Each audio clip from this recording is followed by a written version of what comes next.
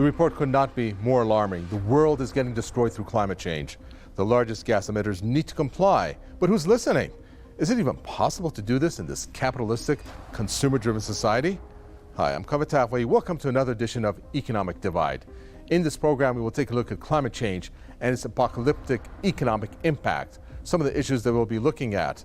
The report by the UN body, which issued a code red for humanity.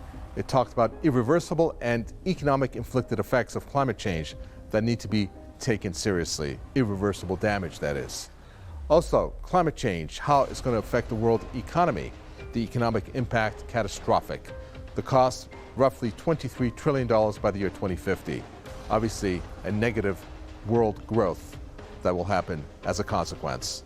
And finally, we will take a look at a startling piece of news that came out a long time ago, worth looking at again. Oil companies' role.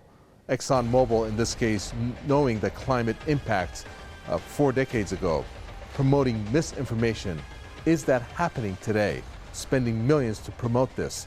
Are they still holding out on concealment?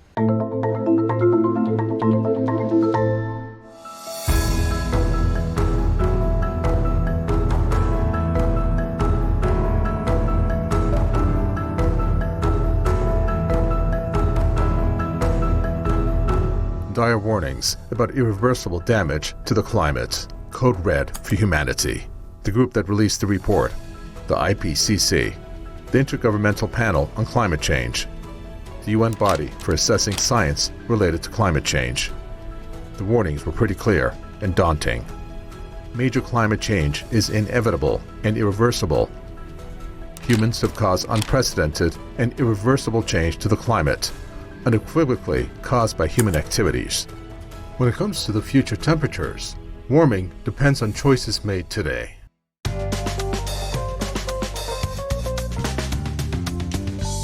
Recently, climate activists came out in London and protested against climate change and how no one is taking it seriously, especially parliamentarians. Now take a look at them here. They have tied themselves to a car and a giant pink table erected in the middle of the street. The activists are from a group called the Extinction Rebellion Group, or XR. They want an emergency response from governments. In essence, they want action to be taken against this climate change and a mass move away from polluting industries to avert the worst case scenarios. I'm doing this because I care about the climate emergency. I care about all living things on this earth, and I am doing something about it. And here they are at Trafalgar Square, the home of the City of London Corporation, which governs the city's historic financial center.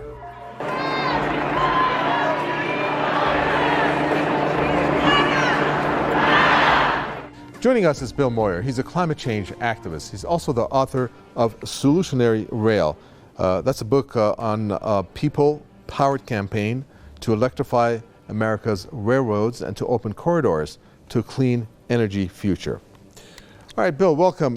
Taking a look at the Intergovernmental Panel on Climate Change report that came out, the first since 2013, found that human activity is changing the Earth's climate in unprecedented ways, with some of the changes now inevitable and irreversible.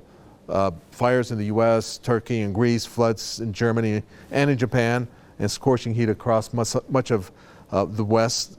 The Asia region also experiencing extreme heat. Please tell us about the report on whether climate change has a direct economic impact that obviously could be devastating. Well, I'm not an expert on the report. So what I would speak to is that clearly the systems that support life are under threat. You know, in the Pacific Northwest where I live, we normally have very temperate weather, and we had a heat dome. I've never even heard of a heat dome before. So with record temperatures for multiple days, it's clear that the report outlines that there's multiple trillions of dollars worth of damage that will come from the devastation of the impacts of climate change. Okay, Bill Moyer there. Thank you so much for that. We do appreciate it. Indeed, that is something that perhaps many are feeling.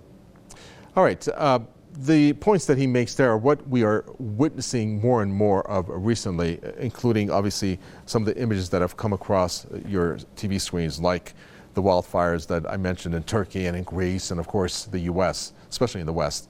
Or how about the floods in Germany? I mean, need I go on? There's practically no place on Earth that has not experienced severe weather fluctuations. Mother Earth is angry.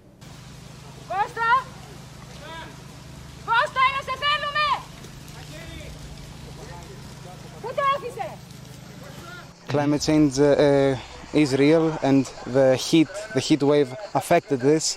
We didn't see any rain to stop this fire. If it rained right now, it would be bad for us. It is indisputable that human activities are causing climate change and making extreme weather events more frequent and severe.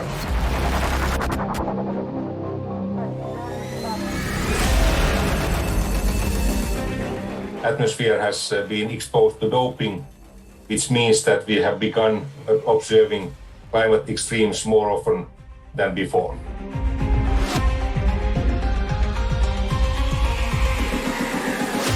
So imagine that the atmosphere has a blanket around it, and what we're doing is we're pumping more and more heat into that blanket.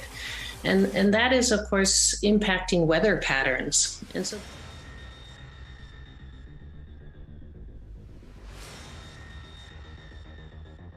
the alarm clock has gone off many times. This is probably the last report that will be written before we go through and beyond 1.5 degrees C, unless we act now.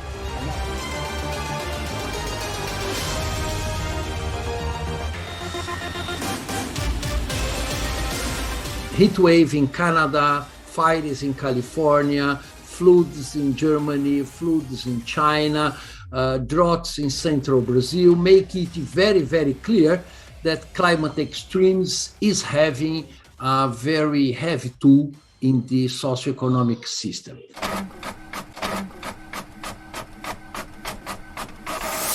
Welcome to our Info News section. Stories new and old make it in this part of the program.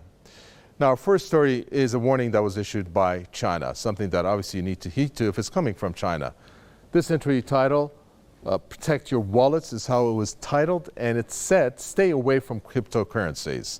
Now, why is the People's Bank of China actually issuing that warning? Well, what it's doing is that it's reminding everyone that Bitcoin and other virtual currencies are not legal tender and are not confirmed by real value. So it's something you might want to take a look at. Now, in the meantime, we go to Cuba and a crypto story coming out of there, and that is that the Cuban government actually recently recognized virtual currencies like cryptocurrency. It said that it's official. However, it said that it's going to regulate it. Now, the popularity of the digital currency has grown in the tiny island there, partly because of restrictions on remittances from the U.S. It just shows how U.S. economic sanctions backfires, since now the U.S. can't control the Cuban cash. Our next story comes out of the United States. It's titled Democracy for Sale.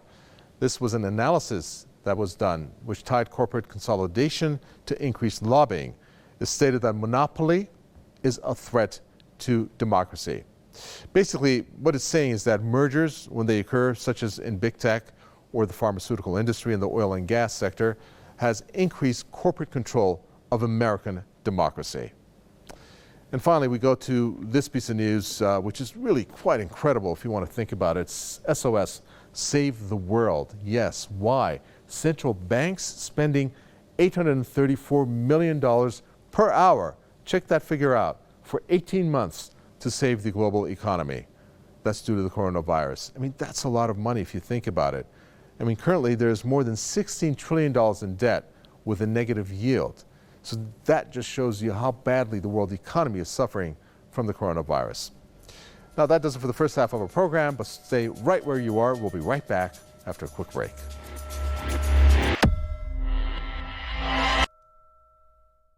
It's time now for our in-depth section. For this topic, we figured it's best to really see if there is a solution that can be key in reducing greenhouse gas emissions to result in decreasing climate change. Now, first, let's take a look at the bare facts. According to a report that was published by the Carbon Majors Database, which was back in the year 2017, there really are a small number of fossil fuel companies. Based on this report, it revealed that just 100 companies have been the source of more than 70% of the world's greenhouse gas emissions since the year 1988. So it pretty much narrowed down the emitters to 100 companies. However, it revealed that out of that, basically more than half of the global industrial emissions since the year 1988 can be traced to just 25 corporate and state-owned entities. So you can see that that list is narrowed down, again, these being the industrial ones. Some of those companies that it cited, ExxonMobil, Shell, BP, and Chevron, to be among the highest CO2 emitters, again, since the year 1988. Now, fossil fuels continue to be extracted at the same rate over the next 28 years as they were between 1988 and 2017. This is what's going to happen. Global temperatures would rise by 4 degrees Celsius by the end of the century. Now, what is shocking is that one of these large corporations that we just mentioned here, namely ExxonMobil, knew about climate change. How long ago? Almost 50 years ago. To be exact, it was roughly about 46 years ago. Now, in the year 2015, another big revelation revealed that the oil company actually understood the science before it became a public issue. The worst part about this finding is that it spent millions of dollars to promote this misinformation about the issue. Now, key question is, how did it go about spreading misinformation? The climate deception dossiers. That's how it did it. The reality of global warming began making front-page headlines nearly 30 years ago. In 1995, a secret memo commissioned from a scientist at Mobil Oil and distributed to many of the world's largest fossil fuel companies warned that the reality of human-caused warming cannot be denied. Yeah, a rather large dossier that was released and lots of facts in there. As we mentioned, spreading climate disinformation is what the intention, one of the main intentions of this dossier was. Funding a supposedly independent scientist, again, independent in quotes, which is what ExxonMobil did. Another thing that they did, owning scientists who are warning about the reality of global warming in their terms and in their way of presentation, laying out a strategy to fabricate uncertainty about climate change. And that's really important, this uncertainty part. And again, repositioning global warming as theory, not as fact, are some of the revelations of this dossier. And again, we are emphasizing how fabricating uncertainty about climate science is what their goal was. Now, what is actually the main purpose? What is their motto? The motto is, victory will be achieved when the average person is uncertain about climate science. Pretty stark, right? I'm sure you'll agree. Well, this practice of lying and concealment continues to this day. For example, in the year 2019, it was reported that some of these companies which are concealing their climate-related activities, they've been accused of that in terms of the environmental impact that these companies actually have. In terms of the number of companies, it was roughly about 700 of them. So it's quite a lot, like Amazon, Tesco, ExxonMobil. Here we go again with ExxonMobil, and of course Facebook being some of those included in some of those companies. So 700 companies. Obviously, oversight is the key question here. But they were accused of things that were considered concealments, such as water shortages and deforestation, which is a big deal when it comes to climate change. Now, joining us for this segment is Juan Pablo Osornio. He is the global climate political leader at Greenpeace. And based on the Greenpeace website, he is the international head of delegation to the COP, which once he said politics is polluted. Also, Bill Moyer, climate change activist, rejoins us. All right, let me first turn to you, if I may, Juan Pablo. The key question here is companies like ExxonMobil knew about climate change 40 years ago or so. Old companies understood the science before it became public, and they spent millions to promote misinformation like ExxonMobil. And then 700 large companies later on worldwide failing to disclose their environmental impact. Companies like ExxonMobil, again, BP and Chevron. If so, why are they allowed to operate and continue to emit CO2? Well, first and foremost, because it's not illegal. It's not illegal to stop emitting CO2. And I would put this squarely on governments that are not actually putting in place the regulations that are going to avoid a climate emergency. building on the IPCC report, one of the things that is very clear as a message, even though they might not say it like that, is that we need dramatic, immediate, and constant greenhouse gas emission reductions. That means no new fossil fuel capacity being built, no new fossil fuel infrastructure anywhere in the world, and looking to phase out all fossil fuel infrastructure by the mid of the century. That is, in 30 years, we shouldn't be using any more fossil fuels. All right, Bill Moyers, let me bring you in here. That was 50 years ago, what was revealed, and then just a couple of years back, again, Fortune 500 companies like ExxonMobil, Facebook, and Amazon concealing their companies' efforts on climate change. Is this about how they can get away with it? Because that's what it appears like.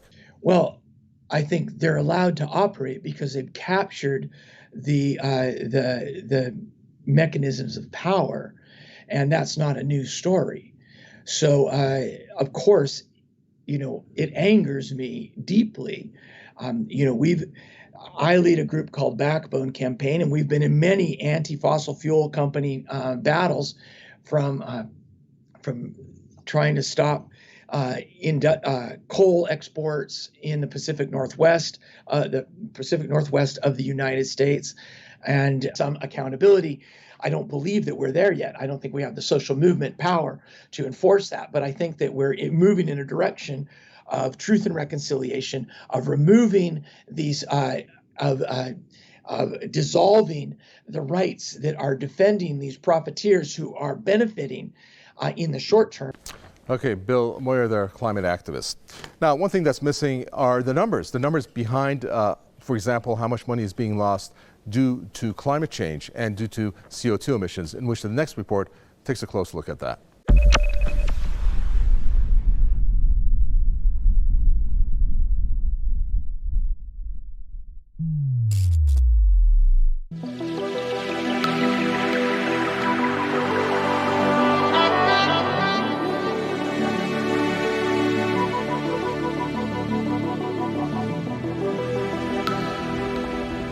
Climate change is not only a systemic risk that must be addressed now, it is also an economic risk.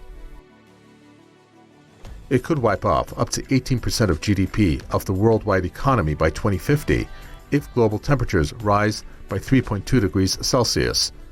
In other words, the world economy could be 10% smaller if the 2050 net zero emissions and Paris Agreement targets on climate change are not met. Under the current trajectory, global GDP could be 11 to 14% less by mid-century than in a world without climate change.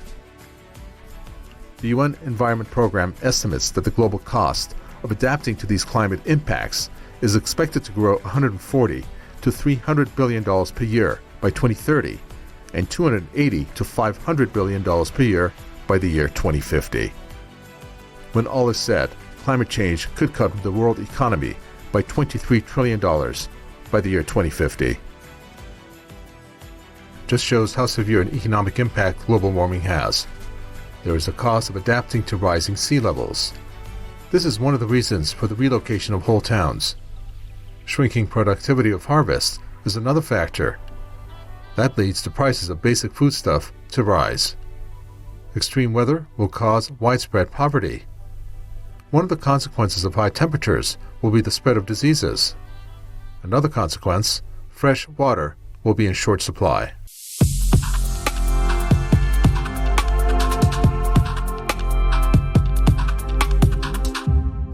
Did you ever really think about how you spend your money and what things you spend your money on, and how you are, through that, in one way or another, contributing to climate change as a result?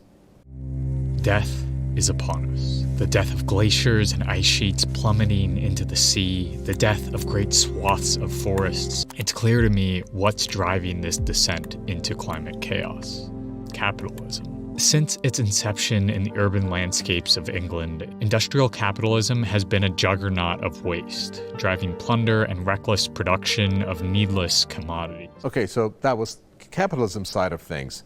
Pretty scary, but true. Then comes what's called a zero-waste lifestyle. This is all of my trash from the past 5 years. Pretty incredible, isn't it? I mean, obviously very hard to do, but imagine if people actually did just even a quarter of that. Well, one major source of destruction from capitalism, coming from factories of conglomerates, is water.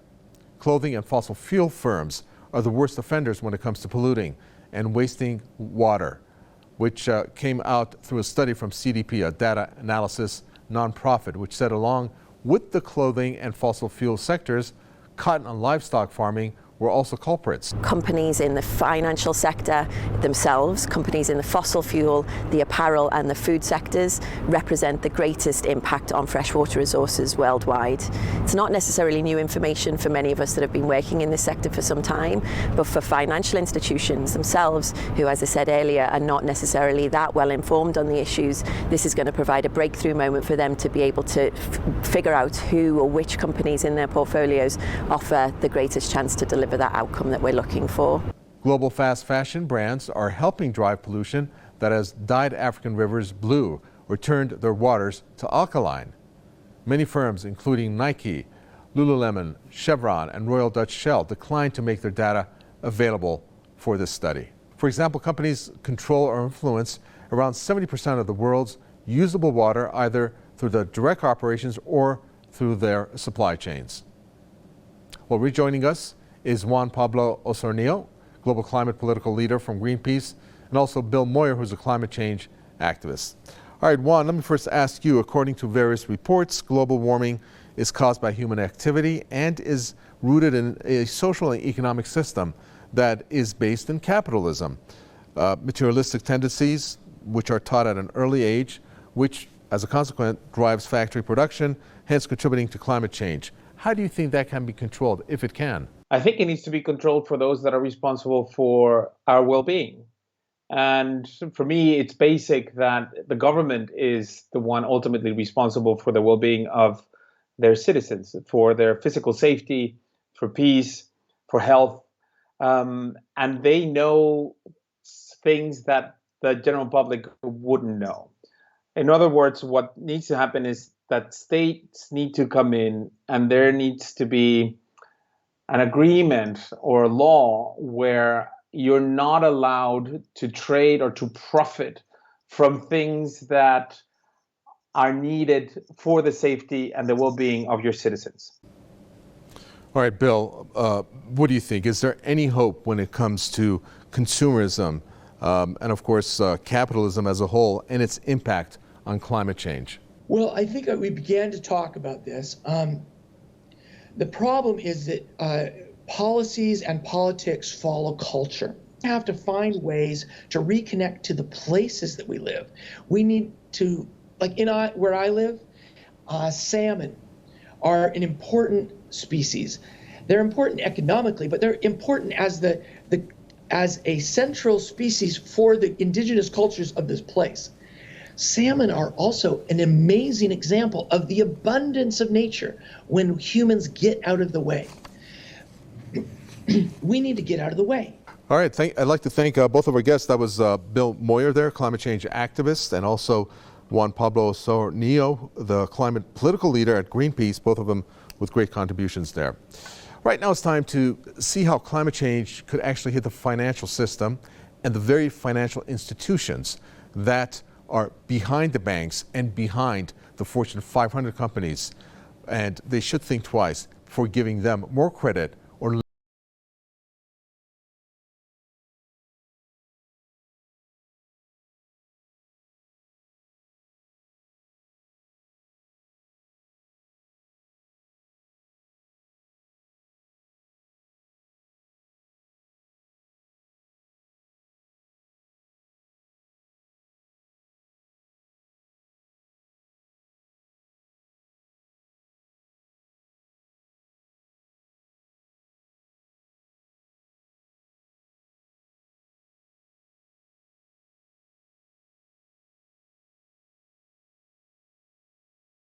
solution to offer you in my final thoughts as to how we can reduce climate change to zero. But right there, that is the wrong approach. Climate change cannot be reduced to zero. But something can be done to reduce the Earth's warming. For starters, green energy transformation needs to be fully executed, like solar energy. Green energy in the form of electric cars is also another idea. Obviously, that's being currently executed. But consumerism, is part of that equation, meaning the capitalistic society, that remains under doubt as to whether that can be changed. How can anyone convince these multinationals to not produce as much and for us not to buy as much? I mean, they have shareholders that they have to respond to, and ultimately they need the sales. Who can change that when in Western countries people are brought up to follow and buy and purchase? The pattern obviously is to buy, to work, and to keep buying, which is what societies are built on. That is the challenge. Thanks for joining us in this edition of Economic Divide. It was a pleasure having you on board this program. Any questions or comments, do send them to us. From Mika Vitarvai, it's goodbye. Until next time.